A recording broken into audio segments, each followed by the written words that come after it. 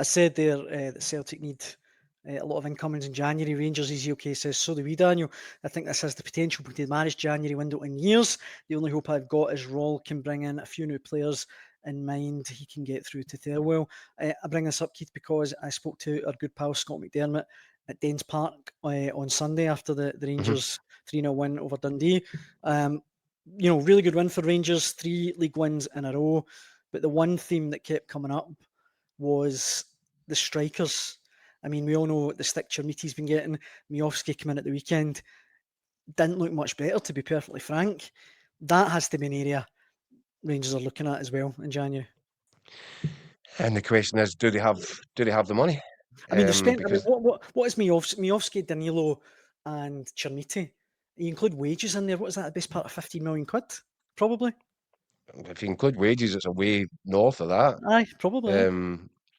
So yeah, and they kind of threw the kitchen sink at it, Andrew Kavanagh and the Americans over the summer window, because it was obvious Rangers needed a rebuild.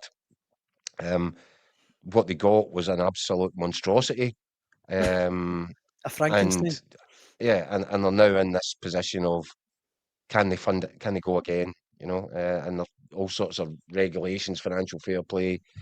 So I don't know is the answer. I think if Rangers are to be active, and I'm sure they will want to be active, I think they might have to raise funds from sales. And I'm not sure right now where you go to do that, who you offload. And I'm certainly not sure it's a great idea to if Nico Raskin, for example, would you cash in on him now to raise money to look about? Can your midfield work without him in the shorter term? If Rangers are really ambitious, they don't, and everything they said is true, and they really believe that they're in the title race and it's not over yet, then I don't know how you could say that on the one hand and then tell your fans we're going to sell our best player um, in the January window when you Yeah. think that you're in the thick of a genuine title fight. So I don't know. And again, you talk about football clubs and the way that things are done these days. I'm not sure whether it's Danny Rowe, whether Russell Martin has survived, or whoever the manager would have been there. Seems very obvious to me that the recruitment department takes responsibility for the identified the identifying the players and making the signings.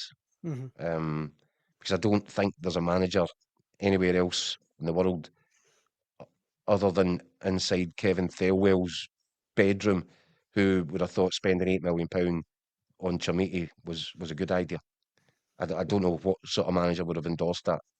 Even if the guy comes to Scottish football and he lights it up, what are you going to get? Yeah. What maximum value are you going to achieve? Now, okay, we've seen in some instances, your Kieran Tierney's, um, But that's for Matt Champions League, O'Reilly's, isn't it? Aye, that's Champions yeah, League. yeah. But so you might maximum you're looking at the 20 million, 20 and a bit million. You don't spend 10 million to get there.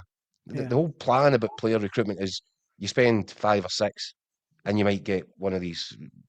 That Everton probably, it looks very much as if they've overpaid for Chermiti when they bought him because he couldn't get a game. And Rangers then overpaid, if you take it in context, the fee that Everton paid is not massive money for an English Premier League striker, right? What was it, 12, 15 million, something like that? Aye, something like that. Rangers to set aside somewhere between 8 and 10, that's off the scale money That's by probably Scottish standards. probably the equivalent of Everton signing him for 80 million, something like that. Yeah, yeah. 70, So 80 so million. uh, so it's absolutely on no basis did anything about that deal make sense to anybody else other than Kevin Thelwell. Unfortunately for Kevin Thelwell, because it's his kind of credibility which really depends on somebody somewhere getting some sort of tune out of Chermiti, and right now he does look a mile off it, doesn't he? Yeah, he's been I mean, linked. Rangers right now, there isn't. You're right to identify it as an issue. They've got Miovski, they've got Chermiti, they've got Danilo. That's a lot of wages. It's big transfer fees. And right now, if you rolled the three of them into one, you might get a decent striker. Yeah. Um, that's how far. And Danilo shows little signs. Good goal at Easter Road, for example. But he's not getting the run. It's definitely a problem area. And unless one of them suddenly finds his form and starts banging them in on a consistent basis, there's no way that Rangers are getting back into this title race or any other for the foreseeable. Yeah. If that is the three guys, and if they continue to struggle to find any sort of form. And Majowski's been a bit of a letdown because I think people at least thought, well, the element of risk isn't as high with him because he's been there, he's done it in the Scottish League. It should come naturally, but I think it was Scott McDermott, was it? Said the other day when Majowski after the Old Firm That Hampden, Cup yeah. game, yeah, he said when Majowski came on, he was actually worse. And that's hard to fathom, isn't it? A That's guy mad. that's proved that he can do it in Scottish football. There was no track record for Chimiti, so you knew that was a gamble. You think that it was a lot less of a gamble for a lot less money to bring in the Majowski, because he's shown that he can do it, but he looks nowhere near it either. Yeah. So yeah, it's a problem, and that's one of the problems that you've got with recruitment, specifically at clubs like Rangers and Celtic. It's okay, as Barry Ferguson said when he was in the interim charge, you can be a good player, you can have lots of talent, but it doesn't mean that you're going to fit into this environment. You need something extra to make it in Glasgow with Celtic or Rangers. And if the recruitment department don't know what that is, what that extra X factor is, if they don't know what they're looking for, then they can only stumble across it by accident. You know what I mean? They're not going out saying, "Well, we know that this is guy's got the character," or so. It's just one accident after the next. Maybe you get lucky along the way, you stumble onto one, but Hmm. if you don't know what it is that you're looking for, then how can you possibly find it? And Yeah.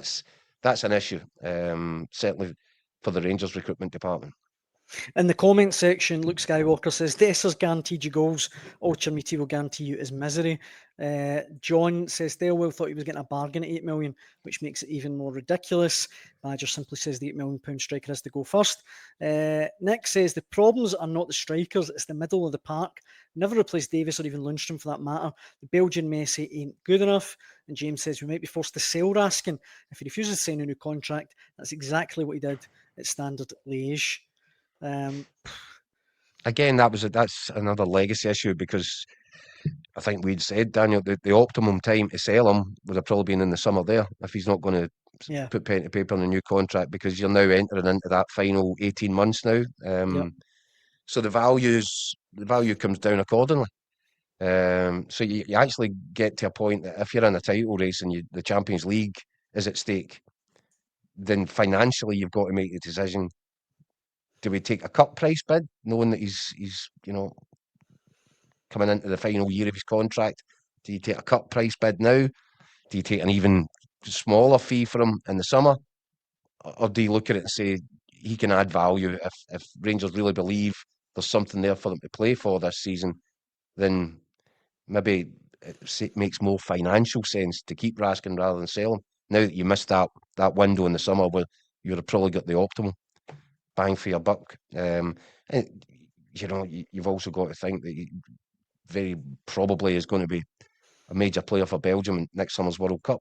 So how does that factor into your thinking as well? So I think there's quite a lot. I'm not sure that January feels the right time to cash in on Nico Raskin for a number of reasons. I think that if he does go to the World Cup, he's still got a year. At that point, you might not get optimum numbers, but you still get a pretty healthy one aye, if he healthy. goes and has a Aye. good World Cup.